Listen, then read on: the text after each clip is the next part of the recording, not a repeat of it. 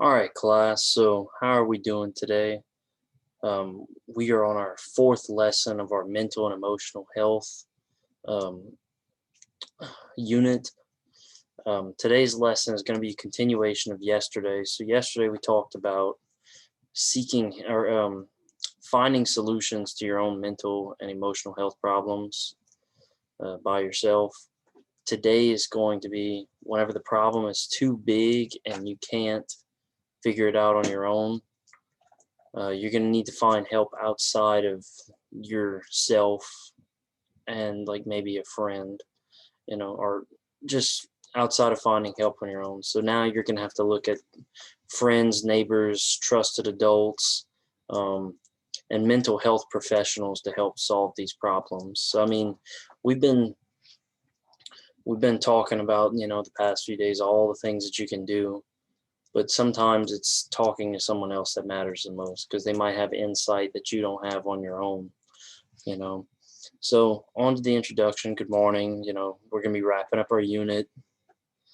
As I said earlier, today's lesson is on seeking outside help when having problems with mental and emotional health. So, I want you to take some time to think to yourself to the answer of this question. What are some forms of outside help in regards to mental and emotional health? Do you know of any personally? Do you know of anybody who gets outside help for mental and emotional health? I know I do. I know somebody. So somebody that I know is my roommate. He goes and sees a therapist twice a month, and the therapist gives him prescriptions for SSRIs and talks to him and makes sure that his mental health's all right. So before we begin our lesson, I want everybody to think to themselves of some of the different ways we can get outside help with our mental and emotional health. So let's get started with the lesson today. Remember, um, finish strong when taking notes today. Make sure to go home, study hard. We got a 20-question quiz tomorrow about what we learned throughout the week. And let's get this lesson kicked off. So, today's lesson, obviously, we went over it a couple times, is seeking outside help for mental and emotional health problems by myself. Um, so, the first slide is going to be a quote that I found online. It says, "Be strong enough to stand alone, smart enough to know when you need help, and brave enough to ask for it." So, what does this quote mean to me? Being strong enough to stand alone is to be able to lead and make decisions on your own. But even whenever you're a leader, you have to be smart enough to know when somebody else needs to help you because you don't know the answers to everything and you never will. But it also takes a lot of bravery to be able to ask for that help, which is something that I feel like is a definite skill that everyone needs to have. Um, there's a lot of people that I know they have problems and they just do not want to ask for the help to those questions. And it would be a lot easier if they did. So something that we're going to have to go over today too is talking about how to ask for help. So, as I said earlier, we cannot always solve everything on our own. So sometimes in life we encounter problems that are too difficult to solve on our own. In that situation, we should find the courage to talk about our problems with others that we trust. In this lesson, we're going to go over the many different avenues that we can take to receive help from others in improving our mental and emotional health. So, friends, family, and others. Family, friends, and other people that you are close to are the most immediate avenue for help when it comes to getting help and improving your mental and emotional health. All it takes is to do something as simple as asking someone that you are close to if they can help you by listening to your stresses and problems. Teachers and other mentors. Teachers and mentors are another great avenue of people to ask for mental and emotional health help. They are trained to help people to help better themselves. They're also around you a lot, so feel free to ask them for help if you're comfortable with it. I know me being a teacher, usually people that choose the teaching profession do so because they want to help others. So if somebody came up to me and had questions about how to solve a certain life problem, or let's just say, that they needed help with something that was going on in their life, I'll be more than happy to help them figure that out. Because, it's important to be able to sit there and have a student side and be able to be a role model to them and help them get through their problems. Because you want to see these people have the most success possible.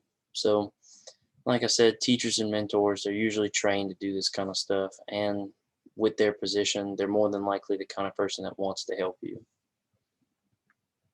Medical and health professionals. So while it isn't free, it's the most expensive route. Asking medical and other health professionals for help with mental and emotional health problems is probably the most efficient option that you could choose.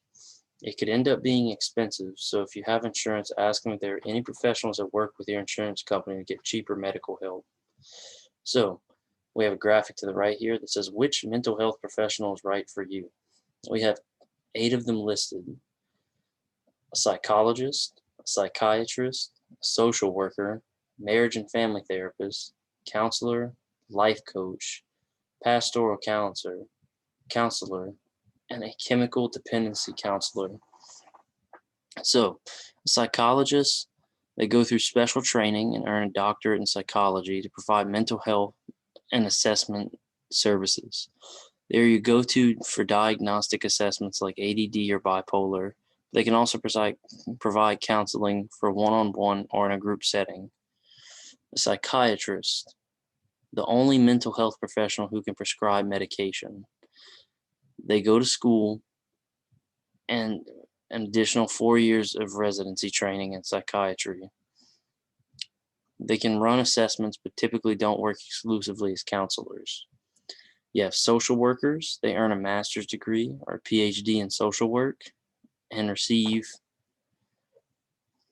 training in community and social welfare. They often work as counselors, focusing on areas such as finances, housing, and access to government benefits.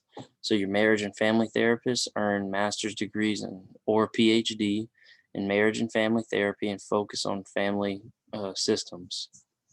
They do counseling with families, couples, and individuals and treat problems as relational issues. I know what a marriage and a family therapist is because there's an episode of Rick and Morty where they go and visit a marriage and family therapist whenever they have some strife going on in the family. So a counselor, they earn a master's degree or PhD in counseling and focus on individual and group therapy. They treat problems as individual issues and may get additional training in specific areas like trauma, child counseling, and etc. Life coaches, they don't require any credentials or license. Anyone can be a life coach regardless of training or education, but often coaches will seek out certification of some kind. Look for a coach that has a specialty in education.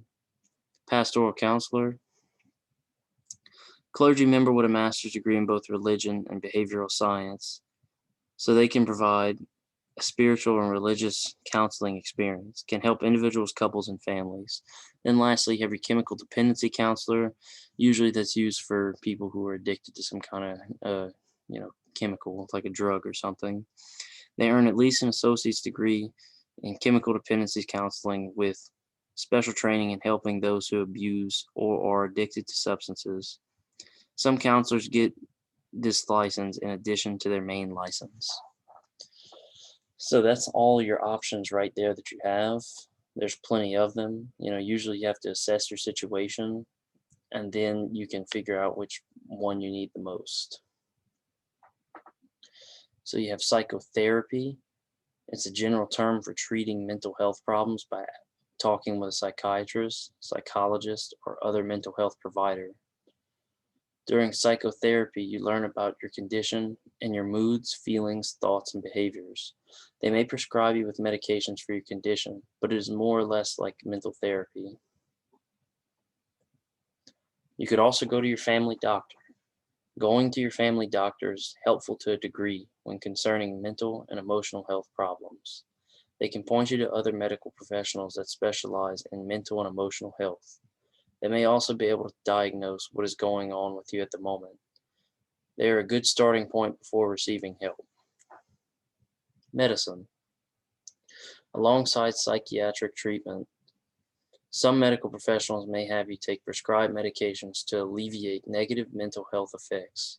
One warning against this method of help is to not abuse the medicine, or you could pose the risk of becoming addicted to it. So let's look at some of the medicines that are used for mental health.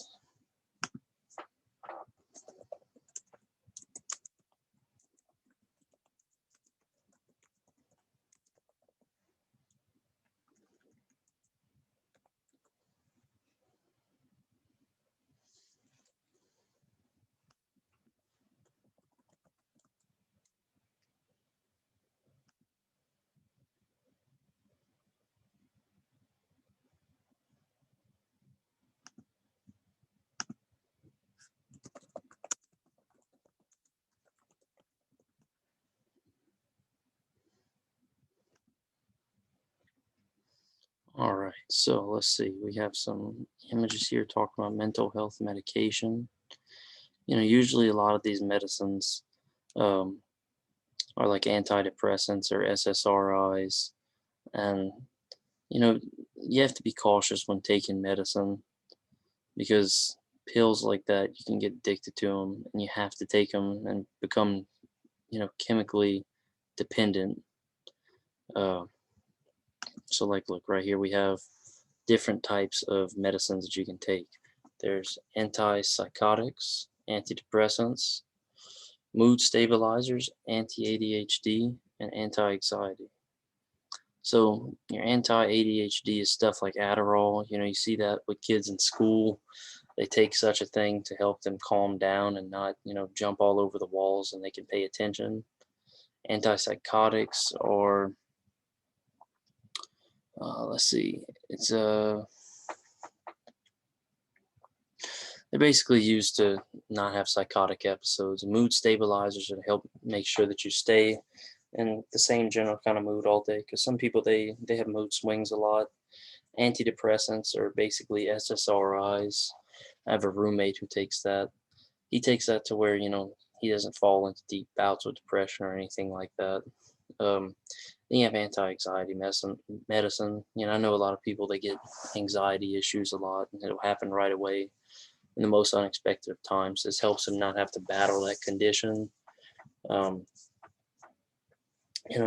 this stuff, even though it could pose an addiction problem if you take it incorrectly, it's still an accepted form of treatment.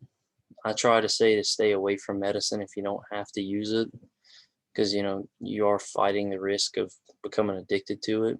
But it is an acceptable form of treatment if you do need it. So I would say to take that type of treatment with a grain of salt, and make sure to be safe and to watch yourself and keep track and make sure that you're doing it right instead of abusing it. So something that is not included within the slideshow that we need to talk about is something that was mentioned at the very, very beginning. It's talking about being brave enough to ask for help. So a lot of people, they need help and they don't want to ask for it. Obviously, they're afraid. They're sitting there going, "What am I supposed to do? Who am I going to ask?" They get nervous. They get clammy. They shut down almost because they don't know who to ask for help. And this is what this part of the lesson's about.